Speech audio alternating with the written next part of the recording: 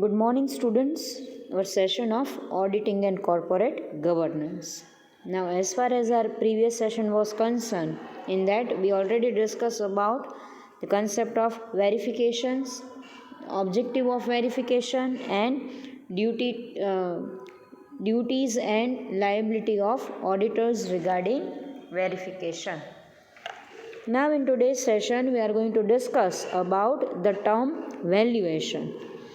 As we already know that in valuation, the auditor is going to check the value of a particular asset, that whether the company is going to calculate the asset as per fair price or not.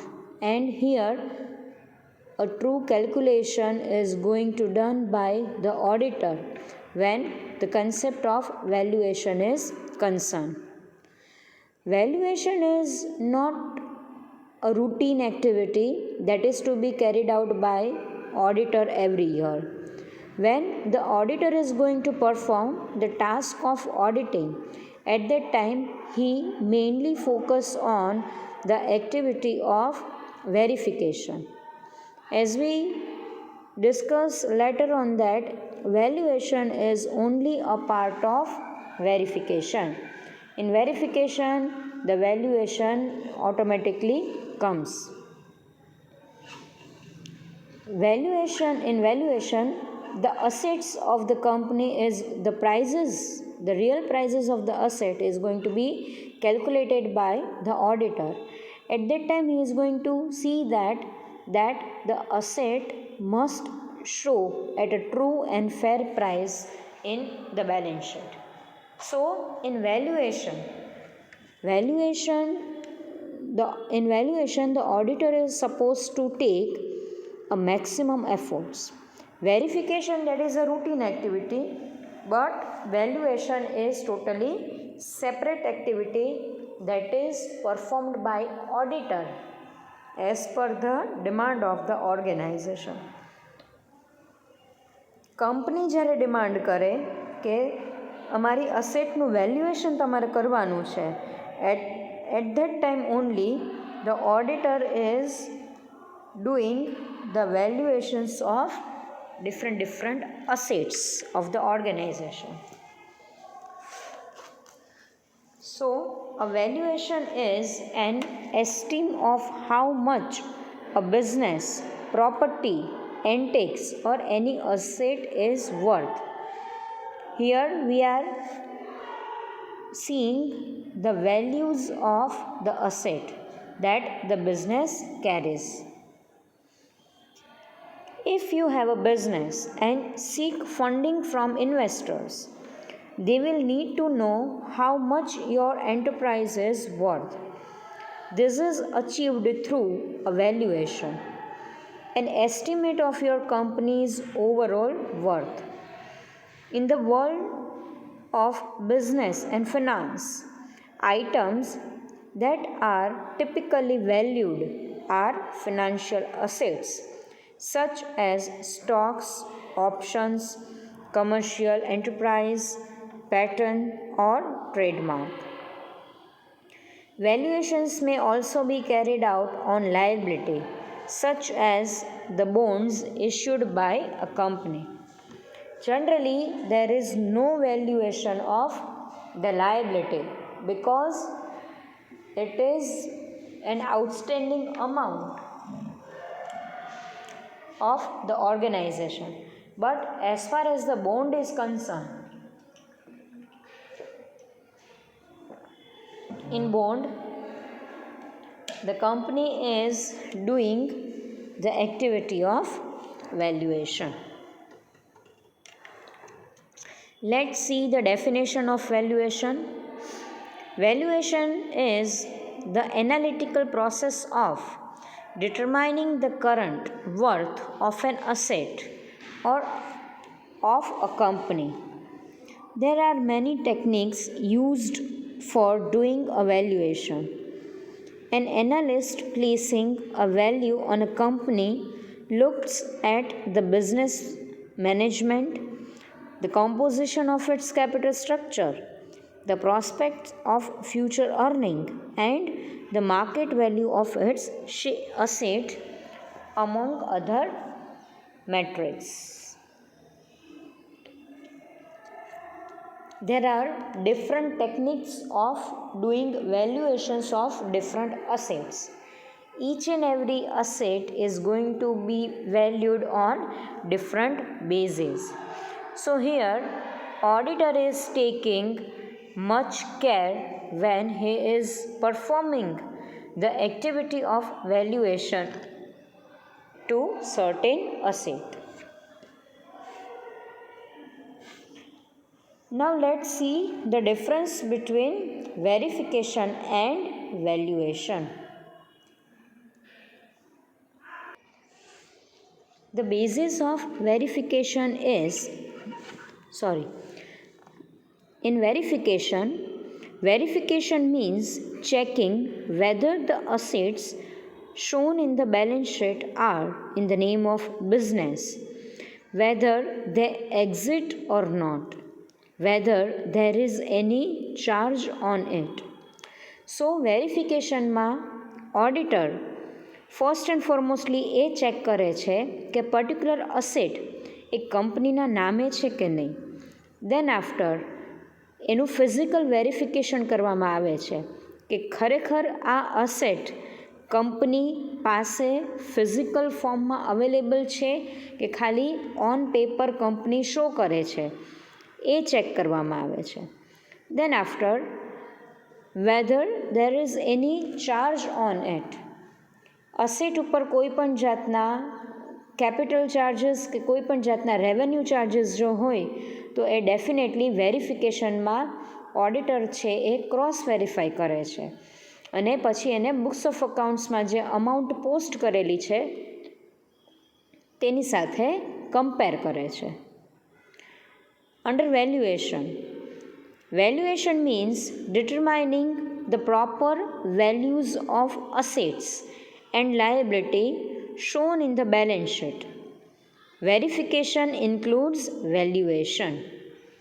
વેલ્યુએશનમાં ખાલી આપણે price ઉપર focus કરીએ છીએ, અસેટની value ઉપર focus કરીએ છીએ કે proper મેનરમાં asset છે એને પોસ્ટ કરેલી છે કે નહીં. વેરિફિકેશનમાં વેલ્યુએશનનો પોઈન્ટ આપણે ઇન્ક્લુડ કરીએ છીએ. So we can say that verification includes valuation. Second point, the purpose of verification is to check existence, ownership and possession of asset. Verification કરવાનો એક જ મેઇન પર્પસ છે કે ખરેખર એ જે અસેટ ઓર્ગેનાઇઝેશન બેલેન્સ શીટમાં શો કરે છે એનું એક્ઝિસ્ટન્સ, એની ઓનરશિપ ક્લિયર છે કે નહીં અને એનું પોઝેશન એટલે અસેટનો યુઝ કંપની પ્રોપર મેનરમાં કરે છે કે નહીં એ ચેક કરવાનું કામ વેરિફિકેશનમાં કરવામાં આવે છે. Now under valuation, the purpose of valuation is to determine the proper values of asset as per generally accepted principle. વેલ્યુએશનમાં ઓડિટર એ ચેક કરે છે કે as per the accounting principles તમે અસેટની વેલ્યુ પ્રોપર મેનરમાં બુક્સ ઓફ અકાઉન્ટમાં show કરો છો કે નથી કરતા. ફિક્સ અસેટ્સનું વેલ્યુએશનની મેથડ ડિફરન્ટ હોય, કરંટ અસેટના વેલ્યુએશનની મેથડ ડિફરન્ટ હોય. તો as per the different methods the organisation is going to add or going to have a proper methods of valuations for different assets. Then after, the basis of verification is the types of assets and liabilities. There is no fixed method of verification. વેરિફિકેશનની કોઈ particular process નથી, કોઈ particular steps નથી. તમારી પાસે જે assets available છે એના basis ઉપર તમે વેરિફિકેશન ને અડોપ્ટ કરો છો. એટલે verification asset to asset different હોઈ શકે as per the choice of organisation, as per the convenience of auditor, they are performing the activity of verification. Now, under valuation, the basis of valuation of assets is the type of assets. Different type of assets are valued on different basis. Each and every assets જુદી જુદી રીતે એનું valuation તમે કરો છો. So here there is a particular process of valuation that auditor need to adopt at the time of valuation. The next one, the auditor is not able to get certificate of verifications of assets and liability. ઓડિટરને કોઈ separate certificate મળતું નથી જ્યારે verification કરે છે ત્યારે, કારણ કે verification is a primary activity of auditing. Auditor જ્યારે વેરિફિકેશન કરે છે ત્યારે એ કોઈ એડિશનલ વર્ક નથી કરતો, બટ એ ઓડિટિંગનું પ્રાઇમરી જે સ્ટેપ છે એ ફોલો કરે છે. So for that reason no certificate is generated to auditor.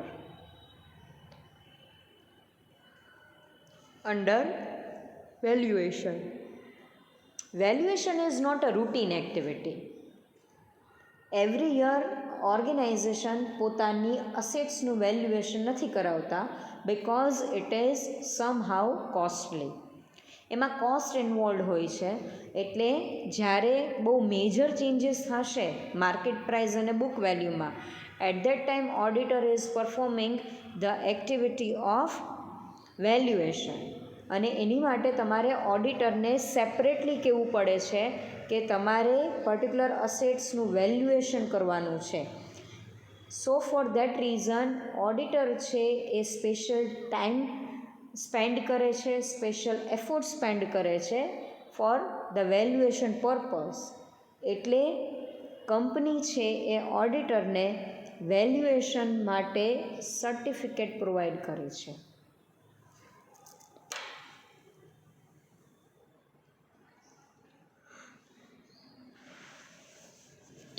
Then after, verification includes vouching.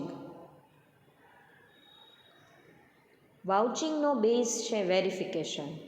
Cross examination તમારા વાઉચરના બેઝિસ ઉપર તમે કરો છો, જ્યારે વેલ્યુએશનમાં valuation does not include vouching. વેલ્યુએશનમાં we are less concern with the vouchers. વાઉચરમાં જે અમાઉન્ટ પોસ્ટ કરેલી છે એ અને માર્કેટ વેલ્યુ એ બંને વચ્ચે ફાર ડિફરન્સ હશે. So there is no scope of vouching in valuation. The scope of verification is very wide. વેરિફિકેશનનો સ્કોપ છે ખૂબ જ મોટો છે, કારણ કે એમાં આપણે એનું એક્ઝિસ્ટન્સ ચેક કરીએ છીએ, પોઝિશન ચેક કરીએ છીએ, એનું ટાઇટલ ક્લિયર છે કે નહીં એ ચેક કરીએ છીએ, એનો પર્પઝ ચેક કરીએ છીએ. So the purpose, the scope is really very wide. While in valuation, the scope is limited. વેલ્યુએશનનો સ્કોપ લિમિટેડ છે, કારણ કે એમાં એક જ એક્ટિવિટી પરફોર્મ કરવામાં આવે છે, that is valuation. So this is the difference between verification and valuation. It is really very important one as far as your examination is concerned. The next point is about auditor's liability.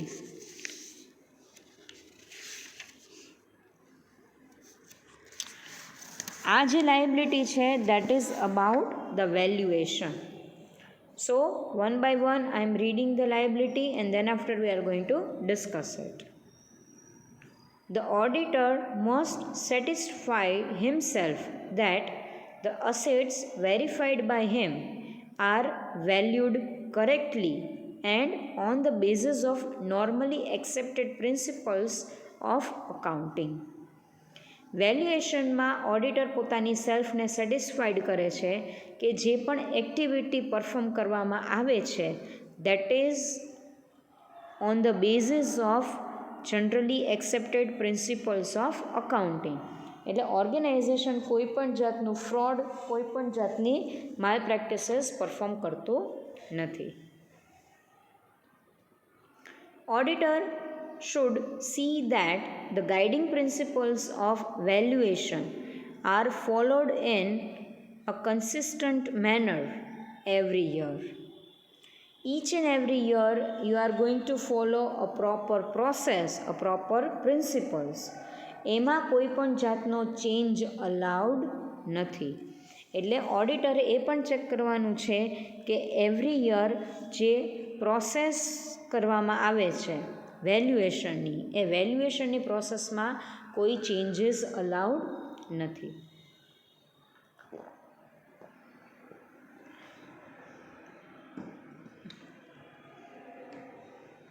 Then after, the auditor is not an insurance company. He is not expected to give an assurance to repay the loss to third party who relies on the balance sheet certified by him. Auditor ખાલી books of અકાઉન્ટ્સને audit કરે છે, એની ટ્રુથફુલનેસને check કરે છે. Auditor કોઈ પણ જાતની બાહેંધરી third પર્સનને નથી આપતો કે કોઈ પણ જાતનો લોસ જો તમે ફેસ કરો છો then that loss is going to be bear by me. એવી કોઈ પણ જાતની રિસ્પોન્સિબિલિટી ઓડિટરની નથી. ઓડિટરનું ખાલી એક જ કામ છે, that is a verifications of books of accounts proper basis, અને that is to see that the valuation is done on a proper basis.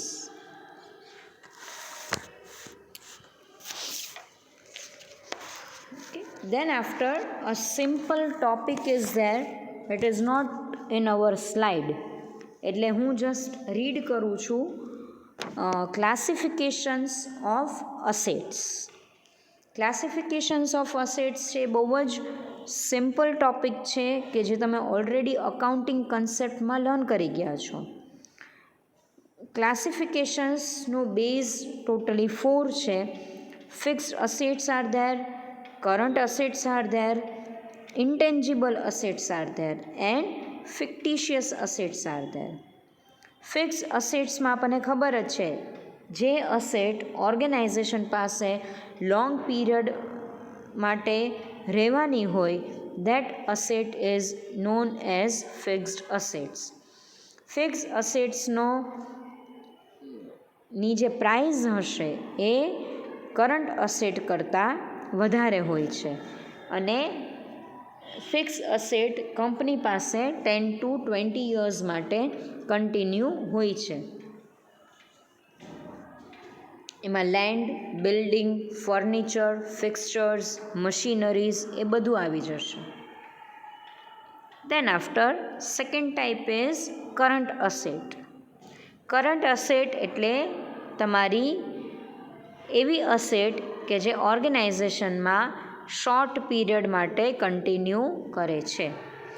આપણી પાસે સ્ટોક હોય છે, ડેટર્સ છે, બિલ્સ રિસિવેબલ્સ છે, કેશ ઓન હેન્ડ છે, કેશ એટ બેંક છે. એ બધી અસેટને કરંટ અસેટ તરીકે કન્સિડર થાય છે.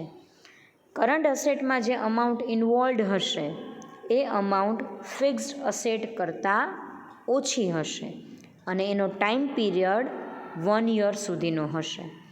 કરંટ અસેટના બેઝિસ ઉપર કંપની પોતાના વર્કિંગ કેપિટલની નીડને સેટિસ્ફાઈડ કરે છે. Then after, third type, that is intangible assets. Intangible assets એટલે એવી અસેટ્સ કે જે ઓર્ગેનાઇઝેશનમાં એક્ઝિસ્ટ કરે છે પણ જેને તમે ફિઝિકલી તમે એને જોઈ નથી શકતા, જે અસેટનું ફિઝિકલ પ્રેઝન્સ ન હોય, the asset which is untouchable, that asset is known as intangible asset. Intangible asset નું એક્ઝામ્પલ આપણે લઈ શકીએ, goodwill is there, pattern is there, trademark is there, copyright is there. These all are the assets of the company which is there in the balance sheet, but you are not able to see the asset, you are not able to touch the asset. And the last asset, that is fictitious asset. Fictitious assets, they are the assets which is not going to be purchased or sell. એ અસેટને તમે purchase પણ નથી કરતા અને જેને તમે cell પણ નથી કરતા. પ્રિલિમિનરી એક્સપેન્ડિચર્સને તમે ફિક્ટિશિયસ અસેટ તરીકે કન્સિડર કરી શકો છો. Expense on advertisement, discount on issue of shares and debentures. Fictitious asset એટલે એવી અસેટ કે જે તમારું બેઝિક એક્સપેન્ડિચર છે, but that expenditure is going to be converted into profit in the future. તમે અત્યારે એડવર્ટીઝમેન્ટમાં સ્પેન્ડ કરો છો, so that is your expense.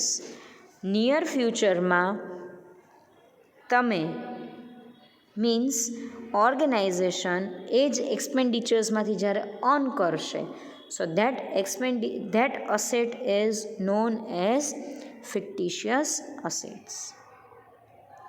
એક નવી ટાઈપ છે અસેટનો, ફિક્સ અસેટના હેડમાં હશે. તમારી પાસે જ્યારે બુક આવશે ત્યારે તમે એને જોઈ શકશો. That is wasting asset. WASTING, wasting asset. Wasting asset એટલે એવી અસેટ કે જે અસેટ પોતાની વેલ્યુને લૂઝ કરે છે, કે જે અસેટની value year by year decrease થતી હોય, એવી અસેટને વેસ્ટિંગ અસેટ તરીકે કન્સિડર કરવામાં આવે છે. Wasting asset generally natural resources હશે. કોઈ પણ માઇન લઈ લ્યો, દેન આફ્ટર ક્રૂડ ઓઇલના જે સપ્લાયર હશે, સો દે આર કેરિંગ ઓઇલ વેલ તમે કહી શકો છો, ક્વેરી કહી શકો છો, માઇન્સ કહી શકો છો. ગોલ્ડ માઇન હોય, સ્ટોન માઇન હોય, દેન આફ્ટર ડાયમંડ માઇન્સ હોય, તો એમાંથી તમે જેટલું કોલ, સ્ટોન, ગોલ્ડ, ડાયમંડ જેટલું તમે લેશો એટલું ઇમિડિયેટલી રીપ્રોડ્યુસ નથી થતું. એટલે એની value year by year, decade by decade decrease થાય છે અને એમાં રીપ્રોડક્શન થતું નથી. So for that reason, those assets are known as wasting assets. And wasting asset is our fixed assets.